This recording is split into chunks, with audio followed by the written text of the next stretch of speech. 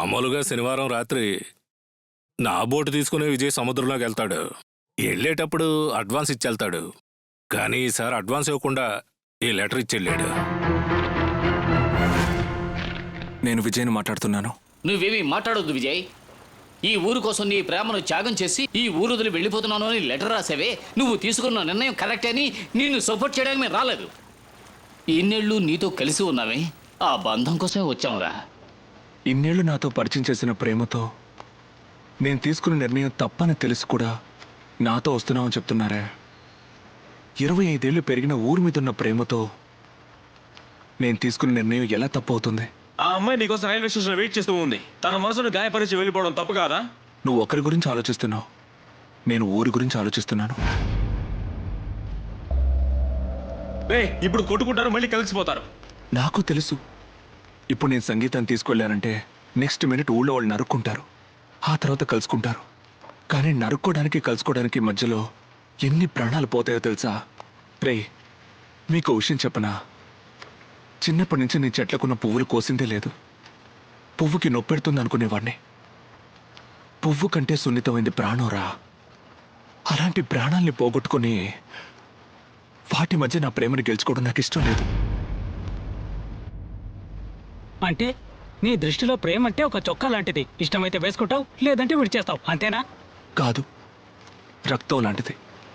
ఒకరిని బతికించడానికి మనం రక్తం ఇస్తున్నాం కదా, అదే విధంగా మన ఊళ్ళో కళ్ళ ముందు ప్రాణాలు పోకూడదు అని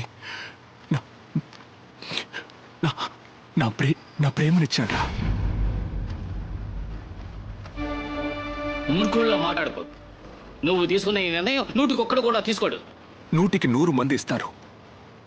ఈ రోజున యువకుల్లో అందరి మనసులో ప్రేమ ఉందిరా. కానీ అందరూ గెలవట్లేదు.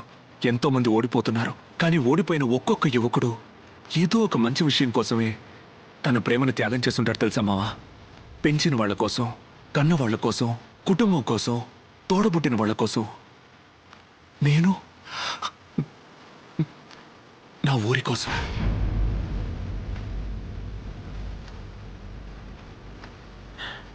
అంటే నీ ప్రేమను త్యాగం చేసి ఈ ఊరు వెళ్ళిపోతే ఈ ఊరు మారిపోద్ది కదా? తప్పకుండా. నాకా నమ్మకం ఉంది. కొట్టడం వల్ల, తిట్టడం వల్ల కులమత భేదాల్ని దూరం చేయలేం.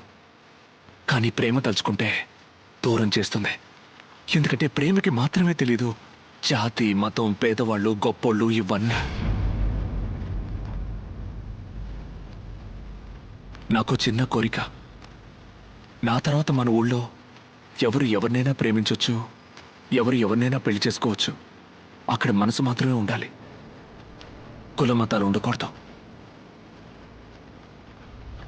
ఇదే నేను ఊళ్ళో వాళ్ళకి లెటర్ రాసిచ్చొచ్చాను. నా ఈ కోరికని మన ఊళ్ళో వాళ్ళు అర్థం చేసుకుంటారన్న నమ్మకంతోనే ఇప్పుడు వెళ్తున్నాను.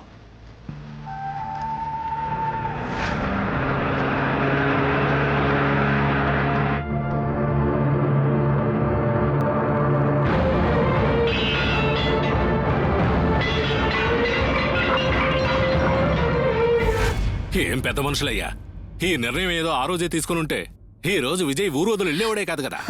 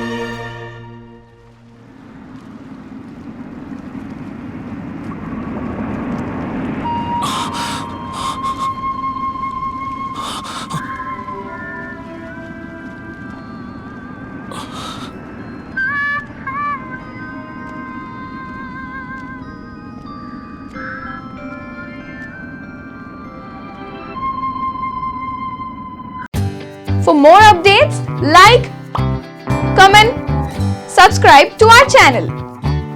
Hey darlings, గంటని click చేయడం మర్చిపోకండి.